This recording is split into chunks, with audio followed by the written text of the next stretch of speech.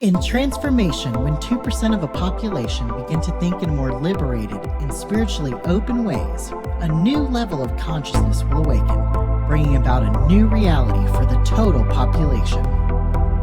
Join me, Jael McLean, confidence coach, business owner, musician, health and fitness enthusiast, transformational instigator, and your host of the 2% podcast in creating a new reality of spiritual awareness, confidence, and authenticity.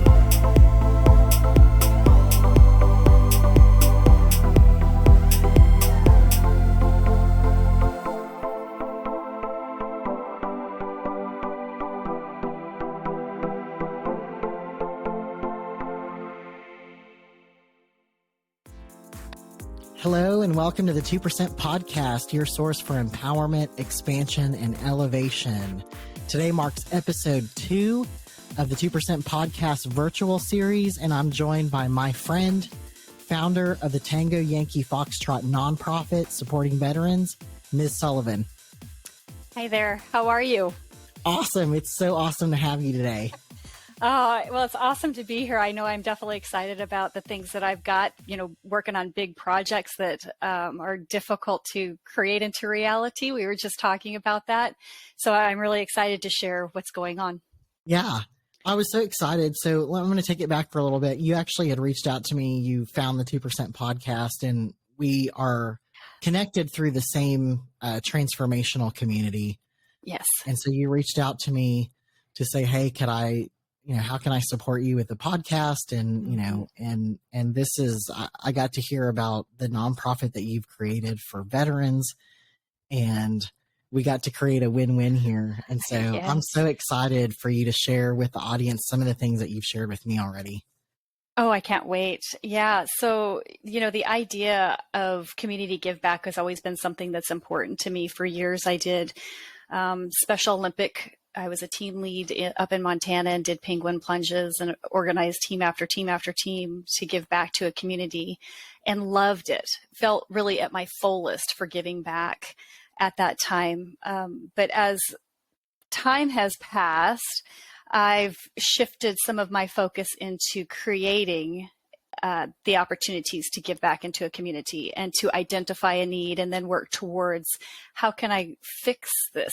What can I do to support healing for others or community connection for others? So that's really where Tango Yankee Foxtrot was developed, is undergoing a few traumatic events in my own life and saying, man, I really could have used support during this particular transition of my life. I wonder if there's others out there that need this as well. And undoubtedly, when we look at society right now, the social dilemma issues that we are experiencing of homelessness, hunger, we see even more compounded since the pandemic of COVID hitting, and monkeypox, if you count that too. It's a pandemic. But seeing that there are social dilemmas that are still a challenge because society doesn't know what to do with it. How do you end homelessness? How do you feed everybody in America or worldwide? So that's really where this organization in my mind came through. The thought process, I've had it in the back of my mind for some time of supporting, but then establishing my own nonprofit. And it's a daunting challenge. It's expensive, a lot of out-of-pocket upfront costs that I've footed the bill for to get it started. But the beauty of it is that it is based on the 2%. It's based on if one person can help one person, that can help 2 people, that can help 5 people, the ripple effect will be that if we can create this mind shift, this desire to want to create something that we can all be a part of collectively, it really resonated as to where I want to go in the direction with the future. Yeah. And so for those of you listening out there, and where this podcast got its name, the 2%. So there's a story in transformation that if you can impact 2% of a population, you will be able to create a whole quantum shift in the overall consciousness of the entire population. And so that's the goal of both the podcast, and it sounds like you've incorporated that heavily into your vision as well. Yes. Yes, absolutely. And then in developing it, of course, where I stand now, it's difficult to kind of reel it back in and go backwards as to where I stand in this moment with onboarding and getting the word out there of this foundation, because there are so many nonprofit foundations. Why is this different? What do you really do? What are the programs available? There's so much involved. So I'm in the final stages of the 1023 certification through the IRS that makes it a charitable foundation, a complete nonprofit 501c3. So I'm really excited about that because it's taken a long time to do that. Once that's in place, of course, then funding is the next obstacle. And then, where do you align your vision? And my overall vision is that there will be a large, expansive piece of property that we're able to purchase and build upon as essentially a spa, retreat, place of healing, grounding, reforming your ideas for each veteran or each trauma victim, so that they are ready to then move forward into their direction of adapting back into a life that is productive for them, to where they're happy, whole, and healthy, which is what each one of our birthrights is. Yeah. And so in your vision, you want to support them in like all life challenges or areas like housing, food, education, employment, health, wellness, stability, and then also creating connection and having community connection. Yeah, we had talked about this a little bit before as we've gotten to know each other, and really the challenge and why the social dilemma seems so expansive is that you can't cookie cutter a veteran's experience. You can't, they aren't the same. Every veteran had a different experience while they were serving. Perhaps, during deployment or when even on leave, they've had different life-changing experiences throughout their military careers. So some may need support in housing where others may need support in emotional healing, or some may need support in reconnecting to their families. It isn't just one avenue of saying, I'm going to support veterans. Well, that's great, but every veteran's in a different space in their life as to what support they need, if they can even identify the support that they need, and then asking for that support or knowing how to get connected for the right tools to get them pointed in the right direction. So although many programs are narrowed down to only supporting emotional, only supporting nutritional needs, only supporting the reduction of PTSD, really, how can I afford to do that and reach each veteran where they need? So Tango Yankee Foxtrot is founded on the idea that let's talk about what you need. Let's identify what you need. Let's provide the tools. Let's get you connected. So, and I forgot to mention the topic this season for the 2% podcast is, what are you experiencing out in the world? And then how are you creating an impact, or how can we create an impact? And so I want to wrap your vision into that question as well. What was it that had you, what did you experience out there that had you say, hey, this is the kind of impact I want to create? Let's look at real recent events. In San Diego currently, in Charlotte currently, in Denver, Colorado, I'm trying to think of all the cities that I've been to in the past 6 months. You drive downtown and you see temporary housing, whether it's tents, whether it's tarps that are put up usually by the Health and Human Services locations nearby so that they can check in and receive some benefits of that. But you're seeing an increase in unemployment, an increase in loss of houses, an increase of evictions, which is increasing depression. I see this as I'm driving down the street, and how can we ignore it?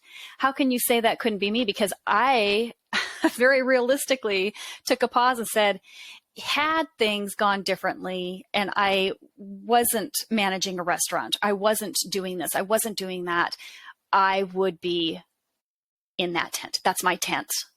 That's my tent. I own that tent. I see that tent.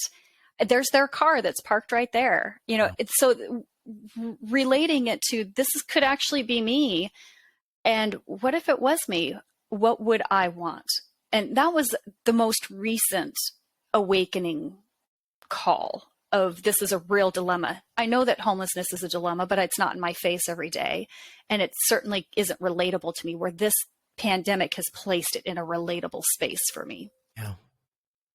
And it sounds too like you were part of the gratitude trainings, which then became, you know, for us here in North Carolina, became the redesign trainings. And that ownership that you took, that I'm hearing right now, the ownership of that's my tent. This is my situation. That is standing from a place of accountability where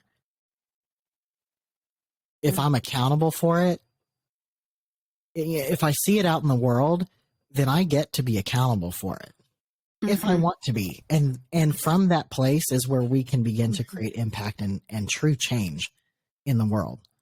It's not from the place of resignment or ignoring or that's not my situation. So exactly, kind of wash my hands of it. Well, good thing it's not me, and sorry that it's them, or sorry that it's you, and then moving on with life. And so I'm hearing that accountability that you said, wow, that's my tent.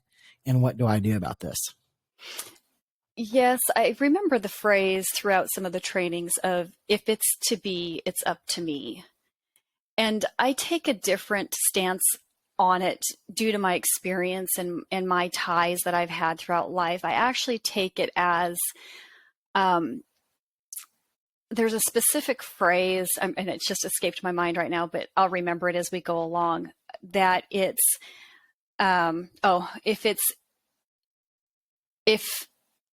I can't remember it.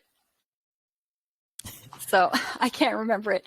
But it's along those lines of, it's along the lines of, you know, if there's going to be a difference made, then I need to make that. I need to be the one that steps up. You know, leadership has always been something that's been in my blood. And quite frankly, I've always expected people to follow me, whether, you know, without question. I've just expected that. I've just been one of those natural born leaders. And so when there's a question about it, it's pretty frustrating. But this is one of those areas of leadership of, if we want to see that change in the world, we can all say we want to make a better world. We can all say we want to create a better space, but our words and our actions must align. And there was a real disconnect early on for me in my own experience of, I wanted to make the difference, but I would say, yep, we're going to make a difference. Yep, we can change that. But the action part didn't come until I started volunteering.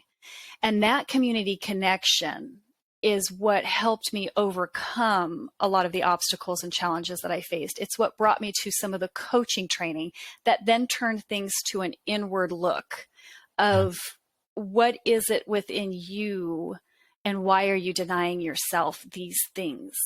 So there's been a lot of shift in self-love for me, being good with who I am, so that I'm able to be full myself and then share with others, versus really running myself into the ground through programs, volunteering, walking the walk, but doing it for the wrong reasons, doing it because, well, that's what you're supposed to do. You know, you're a parent and you're supposed to sit on a PTA board. That's what you're supposed to do. You're supposed to raise funds. And it became more of a real lesson for me instead of a show lesson, if you will. This is real. Like, am I doing these things to look good or out of actually make a change? Yeah, or doing them out of because they align with what I'm committed to. Because I'm committed to creating a great educational environment for these kids. Right. Yeah. So there's a big in speaking with Bracy Dutton, who I had on the virtual series. We talked about, am I operating out of abundance and making decisions like that? Because there's a very big distinction when I hear them, and I've now developed the awareness to ask myself constantly throughout the day, is what I'm doing, am I doing it out of a space of abundance, or am I doing it out of fear and scarcity? And the conversation sounds very differently when, am I doing something, like I said, because I'm committed to creating impact in the school, that's why I am going to be a part of this board, versus, oh, I don't want to be the only parent not doing something, so I need to sit on this board. Right. Like, so they, it's like how those are framed up sound very differently. And the results are going to be different too, because of where that beingness is coming from. When I act out of fear and scarcity, I'm not going to generate the results that I want to have. Right. Exactly.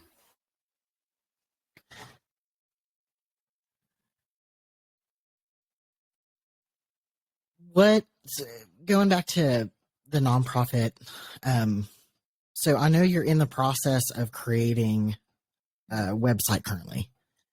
Yes, that should be. Go ahead. What's your timeline, and how can we support, or what kind of support is needed currently? Yeah, so as mentioned, there's quite a bit to get all of the pieces lined up to where you're actually a functioning nonprofit. The startup cost is a little bit heavy. But aside from that, I'm at the phase of the writing of the programs. So, programs that would be available would support all of those areas that we've touched on, and ground the candidates that come through into framing things properly, as you said, making some decisions within their own lives as to what within the parameters would support. The timeline on those are probably within the week. The website's being developed this week and should be up and running by Sunday. Got to make a couple of changes. So, here's the thing is that when you're a nonprofit founder, you're wearing a bunch of different hats. Mm. And, this week it's the IT hat, which anybody who knows me knows that is not my forte. Not your son and genius. Oh, no, it's not my forte. In fact, it's like, what? You want me to do what with what domain? You want? Yeah, what's the domain? Oh my gosh. So that's the fun of it too, is I get to grow throughout this process. And even though that's not my comfort zone, it's certainly a stretch to where I can flat out tell all of the listeners today, my website is not going to be pretty, but it's going to show up. And it's going to do its purpose. And, really functional. And then when somebody says, man, your website's kind of clunky, I'm going to be like, great, you noticed this clunky? This is a great area for you to support. Exactly. Eventually there will be community building events in the area. I'm looking at the piece of property that's located in the south near Charlotte area, no further than Nashville, Tennessee. So somewhere in between there, there's going to be a lot of work, construction work, all of that. I know that that's coming probably within 3 years, but immediately on the ground. The support that's needed is mostly monetary. I'm going to start doing some grant writing. If people have grant writing skills, that's going to be something that would be invaluable. If folks have board member, if this aligns with them or is kind of resonates with them and they've served on boards, I would definitely, take any of the advice or expertise that they have in that area. We're going to do some fundraisers over Veterans Day. So there will be something in Charlotte, something in Raleigh. They could definitely participate by sponsoring a Jeep or by even driving a Jeep in the Jeep Jam kind of thing. Several different things. There's so much to do with a nonprofit. There's always a job. If you have a willing spirit, if there's always a job. I will find a job for you. So I'm excited to see the response that folks have, because this isn't just about, first responders. Eventually, I'd like to open this up to folks that had served for law enforcement, FBI, CIA, different items that are out there that experience PTSD but don't really have a great fix for it. We can talk about active duty and what that does to your mindset, or being active in a field portion of CIA, FBI, that encounter intense situations and how to overcome that, because the tools aren't always the best for you, but yet you're still expected to function. And I know that we've spoken in the past about everyone's life have events, and how we process those events are either marked traumatic or non-traumatic. Did we fully emotionally process this as we logically knew what was going on? Mm-hmm. And if we didn't, how do we support to really make peace with the situation and turn it into fuel instead of letting it be fire that burns us down? And that leads me to my next question. How is your nonprofit different from other nonprofits out there that are supporting veterans as well? Sure.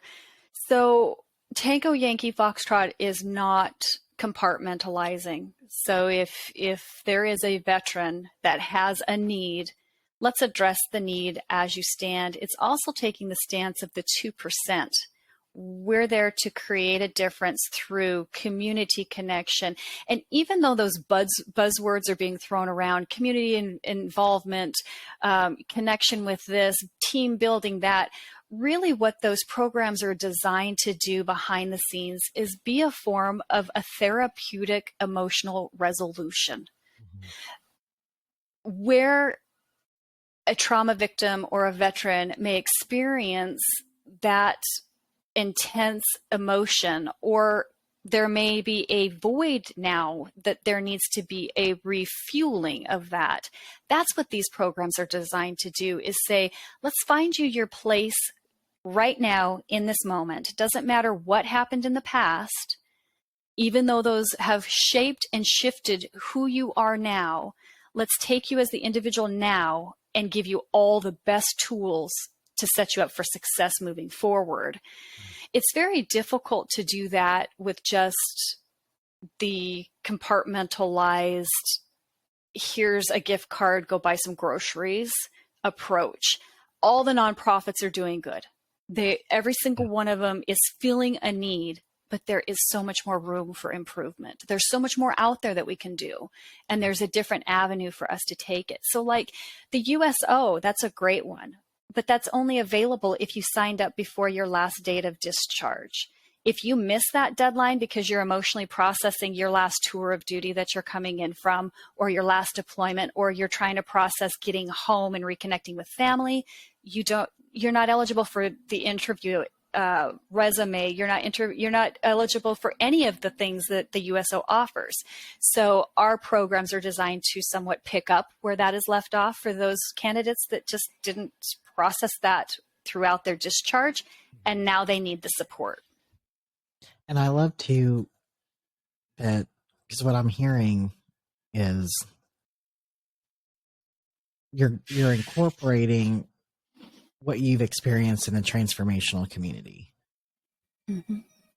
into your support. And so and like you said, the work of transformation is focused on creating awareness around my current patterns. And then now that I'm aware, with awareness comes choice.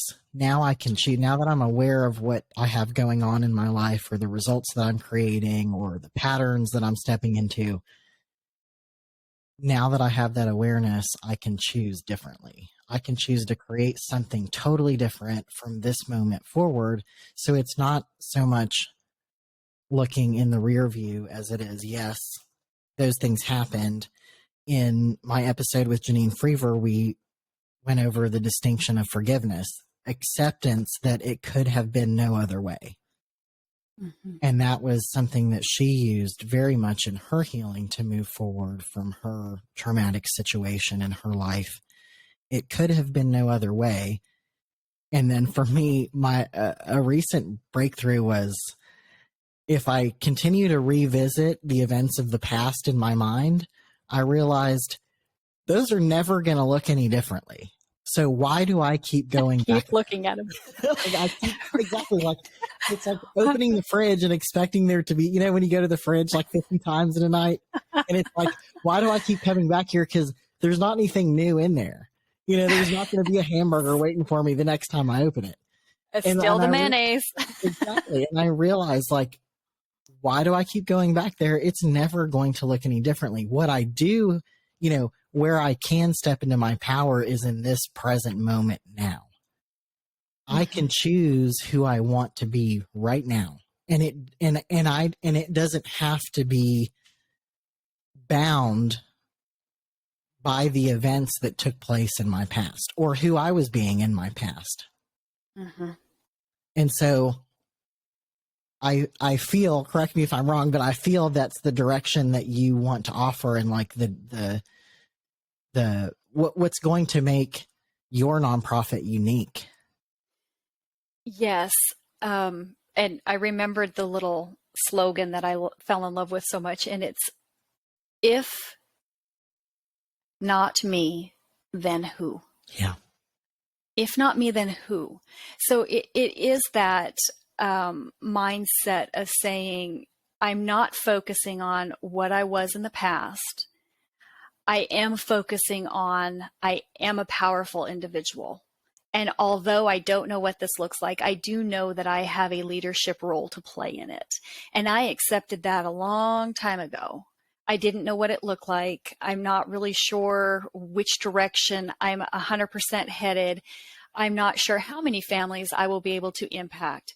But I know if it's one, very similar to like a teacher would have going into school, if I can reach one student, if I can support this, and it's one foot in front of the other, and that's something that's adopted from a boot camp position of, it's one foot in front of the other. You're so exhausted and you're so tired and there's so much work to do. And you're overwhelmed and you don't really know how this, I don't know which volunteers are going to show up at the door.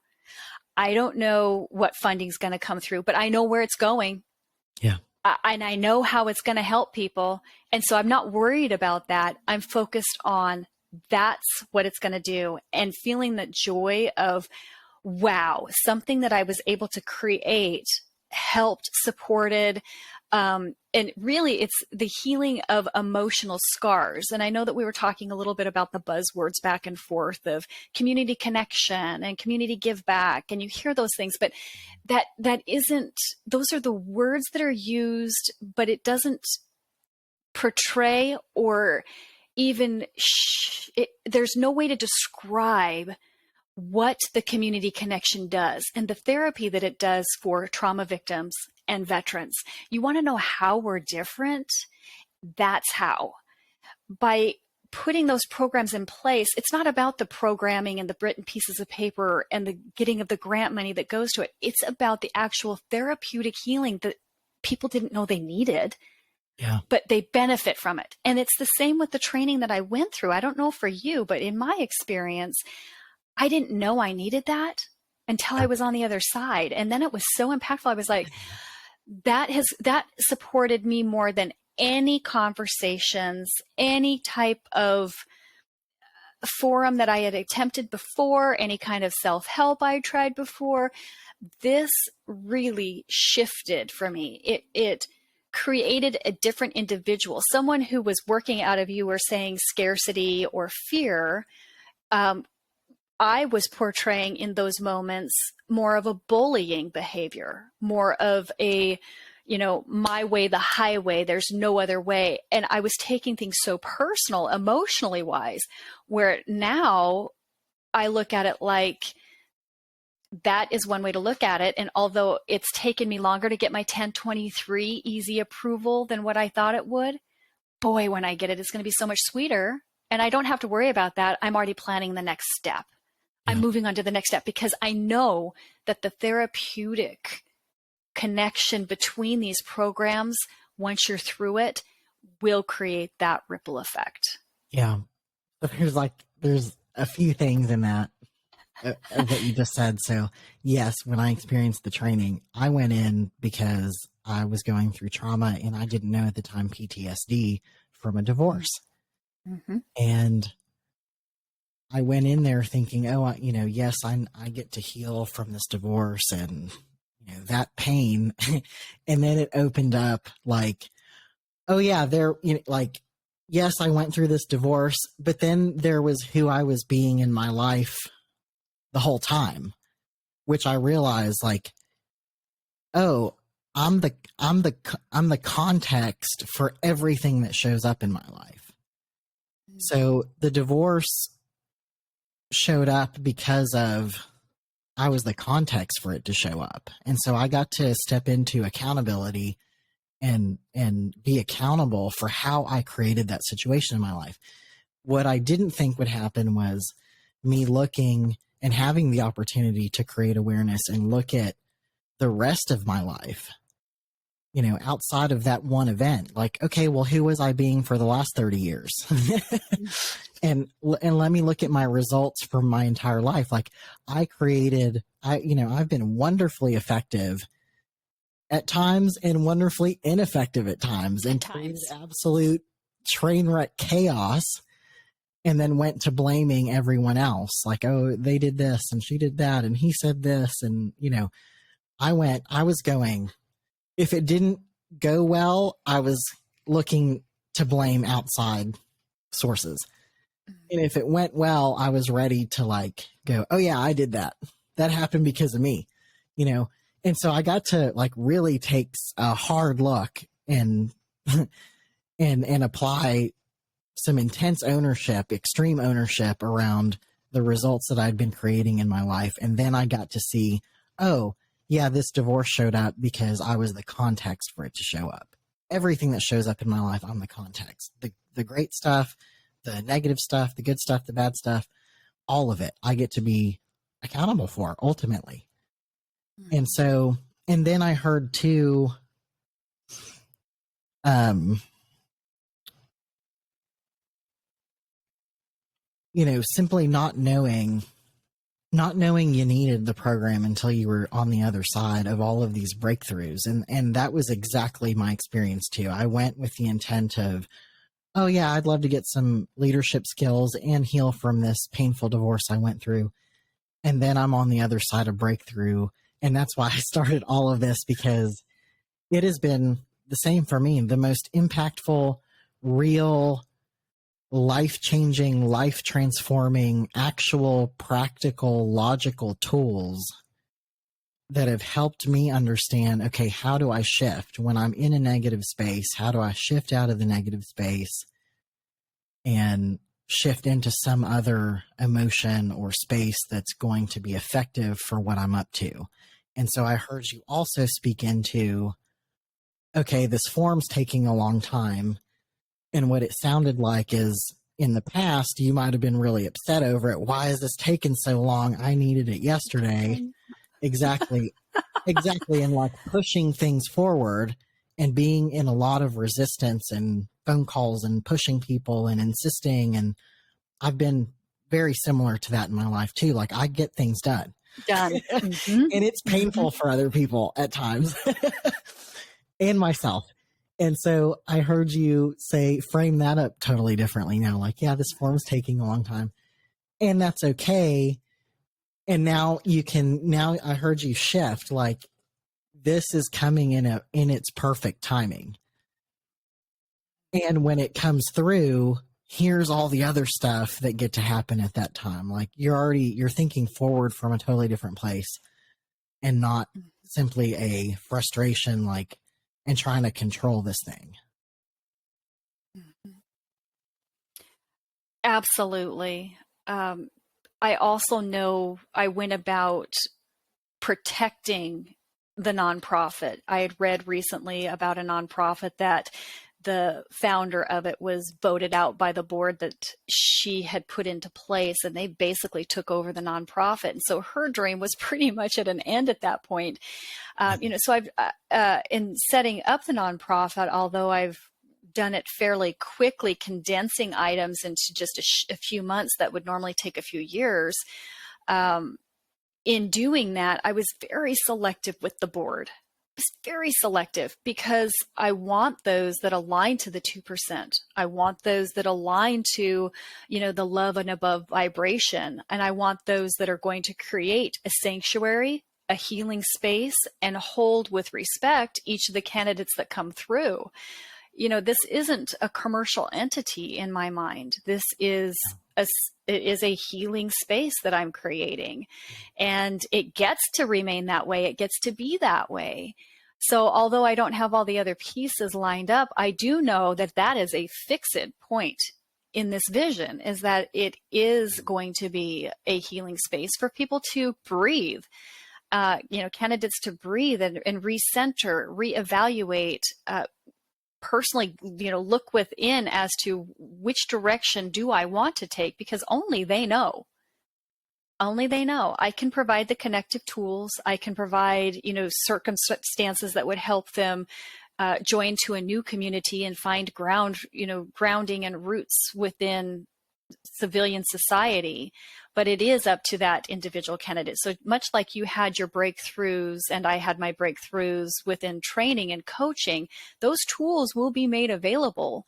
But you and I both know that there, to an extent, there's got to be that willingness to participate, the willingness to want something better for yourself, the willingness and desire to want to create that.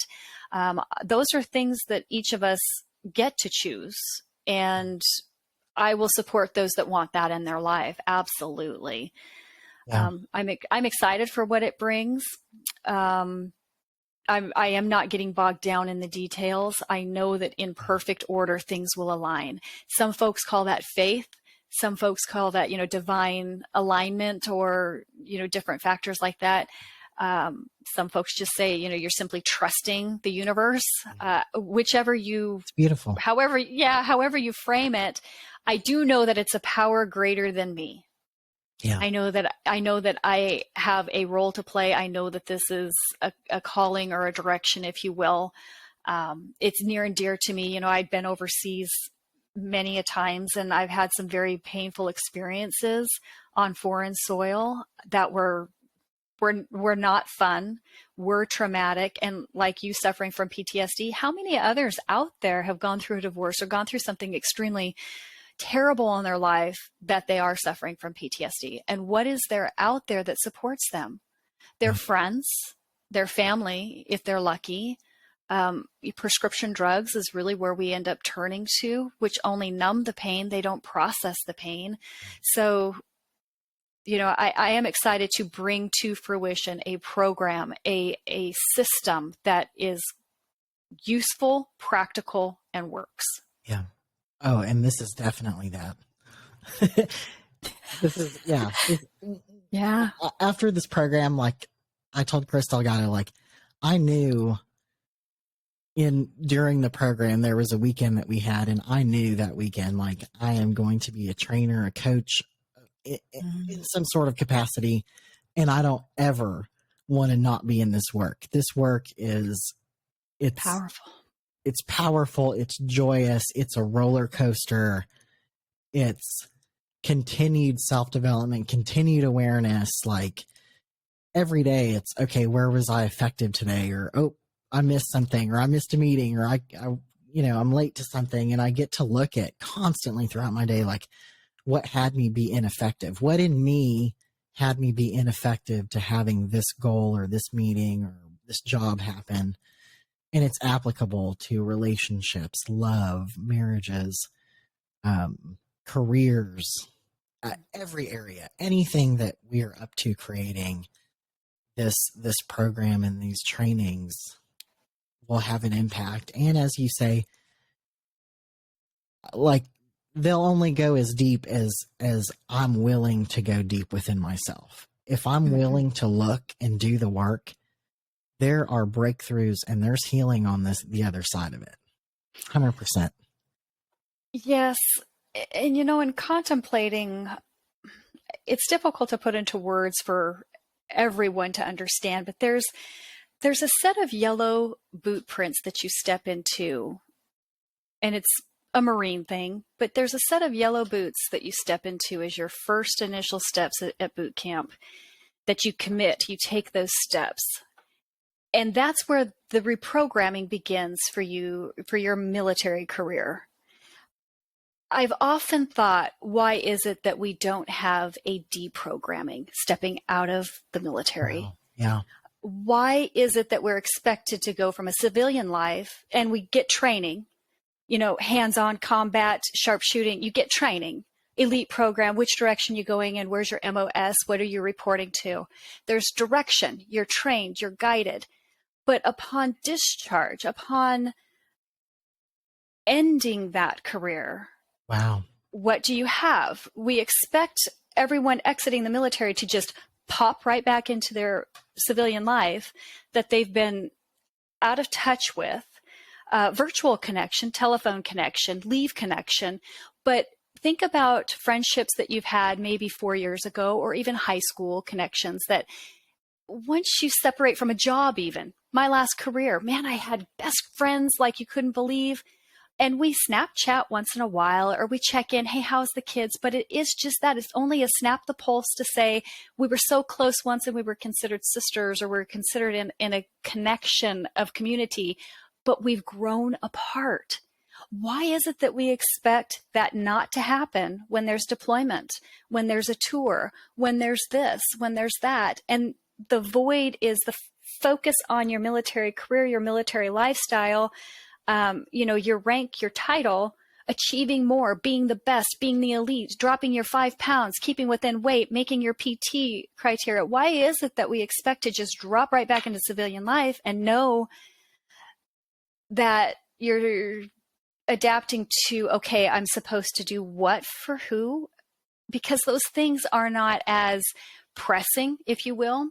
yeah, And when you don't have consequences so readily there to shake you into this routine, and no one else is abiding by this routine, yeah, it's a whole different parameter of adapting into civilian life, which is why we see such a depression rate go high, why we have suicide rates that are higher. If we do not get veterans acclimated within a certain time, it is shown depression rates, suicide, homelessness, unemployment are skyrocketing. yeah.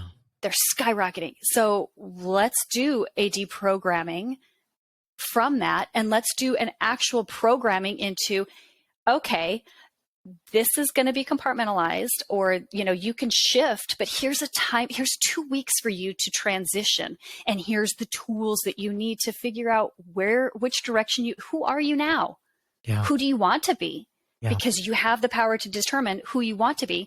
And then direct them, the schools that I'm partnering with, so that I can direct them to the educational path, interview path, resume path. What about the equine therapy? That's a proven one. That's going to be in place. What about the transition into finding temporary housing? That is a piece that we're addressing. All of those things, community connection. What about finding a place in which they are able to volunteer within their own community? Or what about connecting them with the VA so that they can get the proper counseling if they need it in order to process PTSD if some of those other tools aren't working for them? That's what this is about. What an incredible conversation. I have never thought about it that way.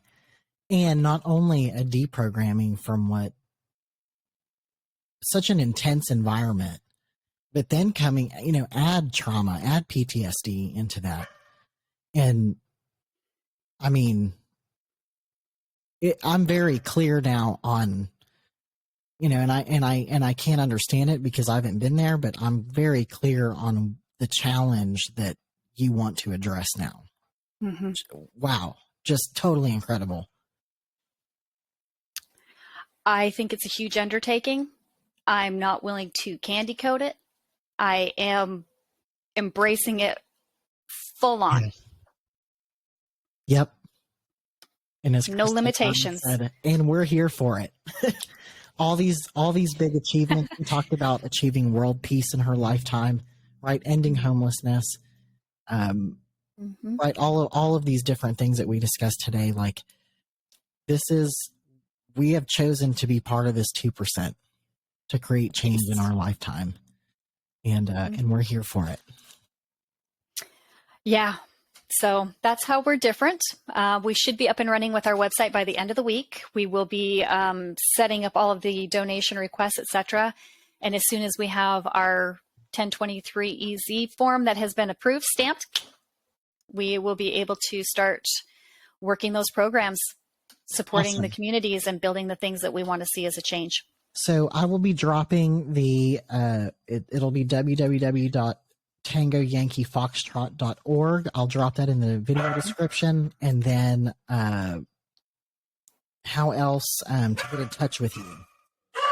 Yeah, so email address is tangoyankeefoxtrot2020@gmail.com. I think that that's what I have available at the moment. Of course, updates will be posted within the website once that goes live.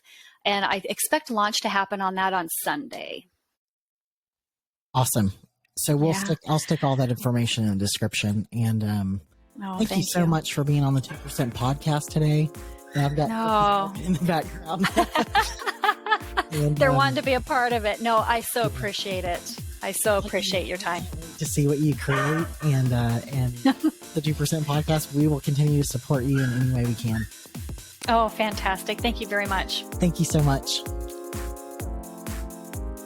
And if you like this episode, stick around for future episodes.